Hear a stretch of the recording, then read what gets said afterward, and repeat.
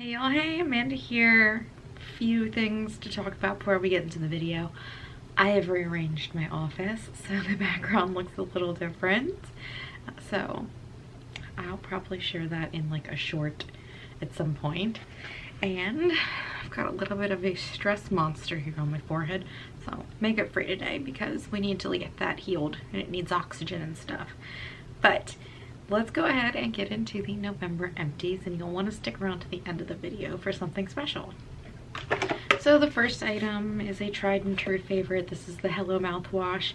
I reorder this every time. It's just a good, gentle mouthwash. Another favorite, I finished this Verb conditioner. This is the Soften and Define and Hydrate Curl Conditioner. And I love this stuff. I've repurchased.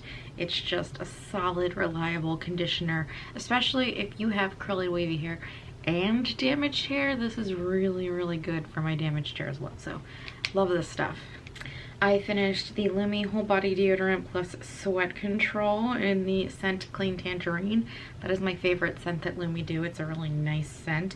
But while I don't hate this as much as I initially did, the sweat control portion of it, because it just literally gets on everything. It is so hard to get off of your skin. You have to really scrub. So I don't hate it as much as I initially did, but I still don't like this. I'm gonna stick to regular Lumi in the future. I bought this in a 2-pack, so I'm finishing the other one.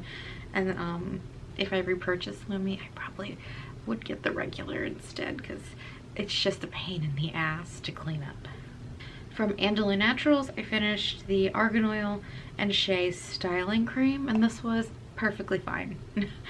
I didn't notice anything remarkable or amazing about how this formed and held waves and curls, but it also didn't leave my hair frizzy and gross, so it's alright. I won't be repurchasing it. Another Andalou product actually is the Argan Stem Cell Conditioner for thinning hair. This is from their Age Defying line, and I actually found this to be a very, very nice conditioner for my hair in its current bleached and beat up state. So while I probably won't repurchase it, I didn't like it better than my Verb products, or even I have some Olaplex products. I do think if you're looking for a budget option, this is probably a really good one. I finished a pack of the Hero patches. I have been so stressed lately, and it has been causing me to break out. So I have been going through these patches. I just opened a pack from a different brand, and I'm actually kind of liking those, but I do think this is a solid go-to brand, and they're easy to find. I finished the William Morris at Home Clementine and Clove Hand Cream. Got a whole box of these for Christmas last year, and they're alright. I don't love the smell. I wouldn't repurchase it, but they're hydrating enough. Next we have a lipstick from Medusa's Makeup in the color YOLO, which is really pretty. You can kind of maybe see that it was a bright pink in there, but I went to use this a couple weeks ago, and the bullet fell completely out of the tube and fell onto the floor, which is carpeted, so it held on to little fibers and things, so I could not reuse this. It made me very sad. YOLO was a very pretty color, but I've just gotta get rid of this. And another product, a makeup product, this is the Eye Smolder from Jelly Pong Pong, and this is another thing where it just falls out. Every time I sharpen it, it breaks and falls out, so I'm just going to get rid of this because it's a fuss. This is a sample I got in a Sephora order from In Beauty Project, the Green Machine Vitamin C Superfood Serum. There's more product in here, but this did not play well with my everyday products. It caused a lot of peeling. I had to kind of restart my skincare routine from the start, so not something I would be interested in. So all the rest of the products I'm going to talk about are fragrances. The first one is Ellis Brooklyn's Dear Sky. I finished a little sample of this. The top notes are honeydew melon and strawberry leaf. The mid are tuberose, white peony, and the dry down is ambretta and galbanum. This was really lovely and I did not mind using it, but it didn't feel like me, so I won't be purchasing it. But I do like the little sparkle package, the purple. I think it's really pretty. Definitely worth checking out. I also finished the Clean Reserve Warm Cotton. This smells like that stereotypical Snuggles the Bear cotton fragrance, like fresh laundry fragrance, which is lovely, but it was a little intense to wear on the daily. So not something I'd buy, but was fun to use.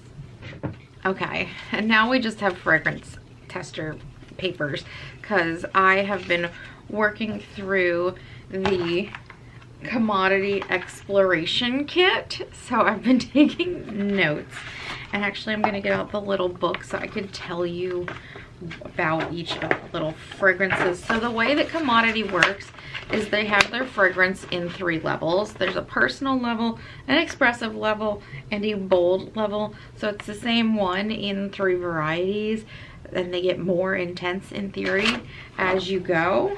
So let's pull up the first one so I can talk to you about it. Let's see. Book. So I did not like Book. I gave all 3 of these to Austin. Yeah, I don't know what it is about it. I don't like it. So Book. The addition of black tea and skin musk places an emphasis on freshness in this aromatic rendition. So for the personal scent, they have black tea and skin musk. For the expressive scent, they say this crisp, woody fragrance tips its hat to Hemingways and Fitzgeralds of the world, conjuring the warmth of a quiet moment curled up with a good book. Its complex blend of eucalyptus, cypress, and creamy sandalwood result in an unexpectedly fresh scent. So I guess those are the additions. And then for Book Plus, I think they add velvet musk and smoke. So yeah, just wasn't fond of any of those. Was not for me. And I don't know which one it is because Austin kind of just reaches in his little jar and picks one to use. But one of these scents that I gave him, I do not like on him either. But I'll have to come back and let you guys know that in a future video. So the next one I want to talk about is the scent Moss. And in my little notes here on the tester, lightweight and nice, but not for me, is what I wrote for the personal and the expressive. But for the bold, I liked that one, and I actually still have that one in my vanity on in the bathroom because I'm gonna finish that one up. But for the personal, it says notes of citrus and fresh cut greens are carried in a molecular cloud of musk, ultra fresh and airy. So it says IOSE, super, and skin musk. And then for expressive, it says green and woody with a touch of morning dew. This blend of oak moss, cedarwood, and petitgreen are reminiscent of a walk through the woods at dawn, wet, cool, clean, and reviving. And then for the Moss Plus, they add juniper berry, amber, and patchouli. And I don't know if it's the combination of those 3 with all the existing layers or just one of them, but it really pushes it over the edge for me and I liked it. So, Moss. Okay, the third one, Paper. I did not like any of these and I gave them all to Austin. I think I liked them better than the Book ones though. Yeah. I definitely like them better than Book. So for the personal one, Paper comes to life on the skin, best described as your skin but better. Its molecular amber opening makes this counterpart sweeter than the original. So it's a skin musk and crisp amber. And then for the expressive, Paper celebrates creamy sandalwood as a skin scent. The dry down reveals a crisp cedarwood reminiscent of fresh linen, a unique scent experience for each wearer. And then for Paper Plus, they add vetiver. So I didn't really care for any of those.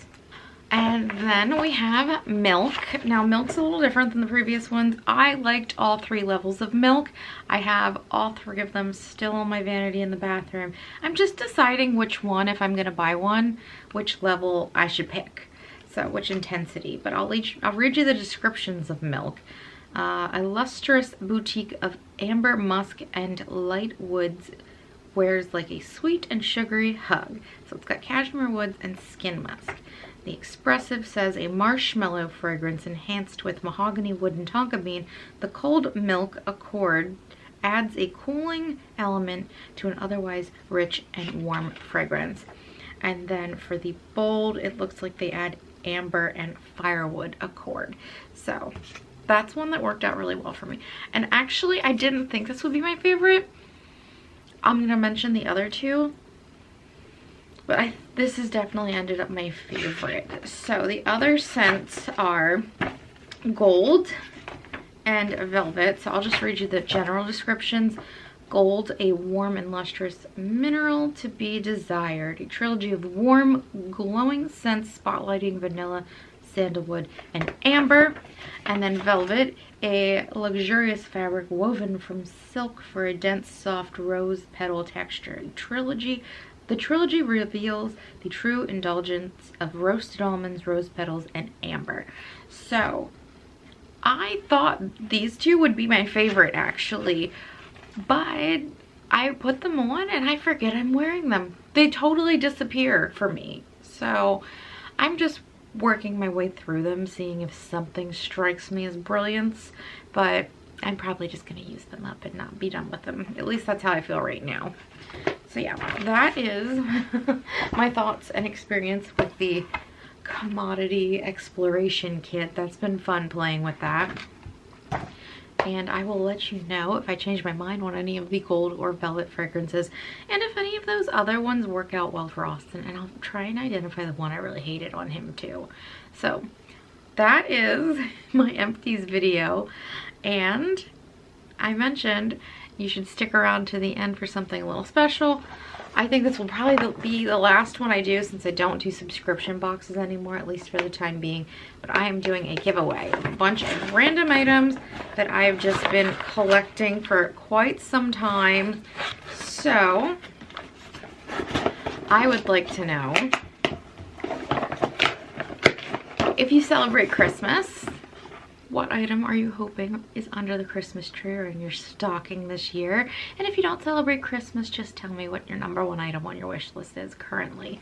So I will pick a winner at the end of next month's Empties, the December Empties, and I'll ship this out to you. But yeah, that is all you need to do in order to enter to win. Just leave a comment with an answer to one of those questions. And I am so glad you guys stuck around with me in this video. If you enjoyed it, you can give it a thumbs up. If you have any comments or questions, you can leave them down below. If you'd like to stick around for a while, you can hit the subscribe button, and otherwise, I will talk to you all later. Bye!